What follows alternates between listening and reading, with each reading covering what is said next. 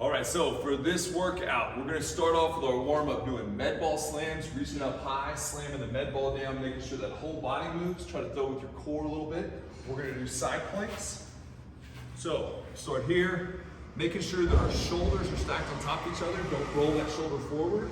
Okay, making sure our hips are stacked on top of each other. Don't pull that shoulder or hips back. Okay, don't be on the bottom of your foot. Don't be split here.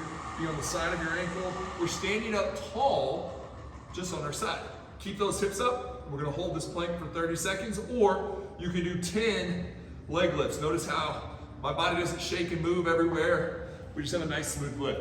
If you can't lift your leg that high, that's okay. Just try to lift it. If it doesn't move, you'll feel those hips working, and that's really all we're after.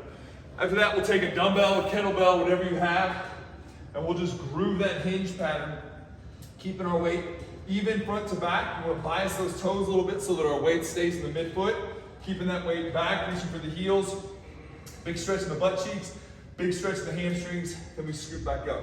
So we'll run through that warm up 2, maybe 3 times.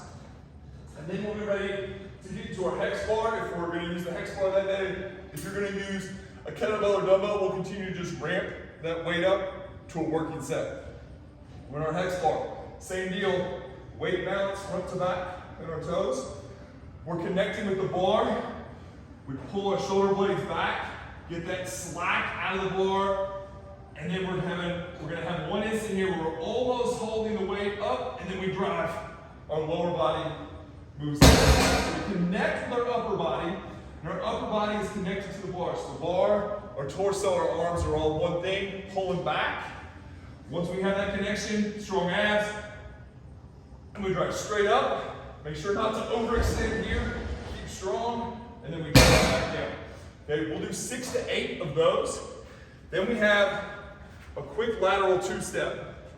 So if I'm gonna move to the left, I'm gonna push off my right, jump, land on my left, replace quickly, and jump again. So it's the exact same jump twice in a row.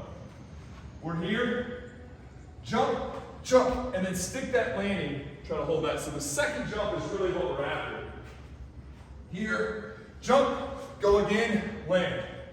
Reset, and we go to the right this time. Jump, jump, and stick that landing. Once we do that, we're gonna go 10 reps. So 5 to the left, 5 to the right. We'll rest for 2 to 3 minutes. During that time, you need to adjust the weight on that deadlift. Go up, that's great, do it. Assess, make a decision for the next set, get a drink, and then we'll head back. We'll do 4 total rounds there, okay? 4 working sets. So once we hit that hex bar, once we get that heavy weight on the kettlebell or dumbbell, and we're doing those lateral jumps, then we will start counting our sets. If that lateral jump is too much, we can take little hops over to the side, same principle, just take that second jump out of it. If that's too much coordination, if we're just not there, if you got too much weight we're carrying, that's fine, no big deal at all. Do what we can. So we're going to do 4 sets of that. Then we're going to be here. I got the bench set up at a slight angle back. So it's not my 45-degree incline. It's more like a 60, 70-degree angle. I'm going to keep my arms and elbows and hands in front of me a little bit so you can see how I'm in that scaption plane. My hands are at 45 degrees. I'm active with my legs, so I'm pushing myself back up and into the pad. I drive straight up, I pull straight down. I drive straight up, I pull straight down. So my arms stay in that elevator, they don't come together at the top. I don't just bring them halfway down and back up, I bring those elbows all the way down and all the way up. Nice, huge range of motion. After that, I'm gonna grab 2 kettlebells. These don't need to be heavy at all.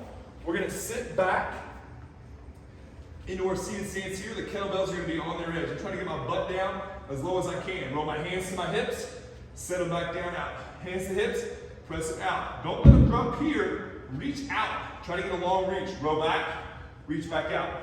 You're gonna feel a lot of pressure move forward and back in your body. Keep those feet drilled into the ground, root them into the ground. Don't let your body sweat. Try to keep your body using your core legs and your roots into the ground.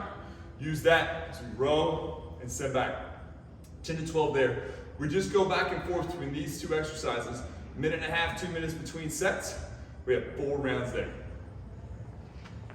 All right, so our next move is going to be half kneeling on this cable. Whatever hand has the cable, that knee is going to be on the ground. We're going to keep the front knee over top of the toe. That leg is actively pulling back to keep our hips still. The back leg, the toe will be tucked. We're pushing through that toe. And our legs are not going to move, but they are active, staying still. As I reach, my arm that doesn't have the cable will be the opposite of the arm that has the cable. So I'm going to reach here, and I row and then reach the opposite way. I turn my chest, my lower body stays still. I turn my torso. We're going to do 8 on each side. Then we're going to get to the top of the chin. So I'm just going to literally get a bend if I need to, or I can just jump up. We're going to hold the top of the chin for however long we can. So I'm going to come up here, hold. I'm going to try to hold for 15, 20, 30 seconds if I can. Okay? If you get above 30 seconds, we can add some weight to you, or you can do a few reps before we get there. At that point, we're going push-ups. We're going to go, if you're new to push-ups, if you're really working on our form, let's just keep regular push-ups elevated. Keep that body together. Pull those shoulder blades together as we go down, and press apart as we go up. Make sure that we really press away from that ground or the box, and get those shoulder blades apart. Take the body down together, press out. If that is easy, if we've been working our push-ups and we're doing well, we have the option to do plyometric push-ups. Our body still needs to stay together. We go down, press up. Notice how the middle section stays together. I don't go back with my butt and then try to stand up or anything like that. I keep my body together and I press from my chest and the shoulder blades move around my rib cage. So we'll go through those 3. We have 8 plyo push-ups. We have 8 each side here on the rows, and then we're going to try to hold that chin as long as we can. The chin comes immediately after the rows, but everything else can be done in whatever order you need. We run through 4 rounds of that. To finish this off, we're going to have a big hug on the ball. We're going to start on both knees. Our idea is to keep that torso upright. We're going to take the outside knee, cross it over, so my knee has come past my toe. I don't stand up, I just come off my knees, and then I tuck the back leg behind. So I'm always crossing over the knee or behind the foot. Notice how I stay low, and I keep that torso still.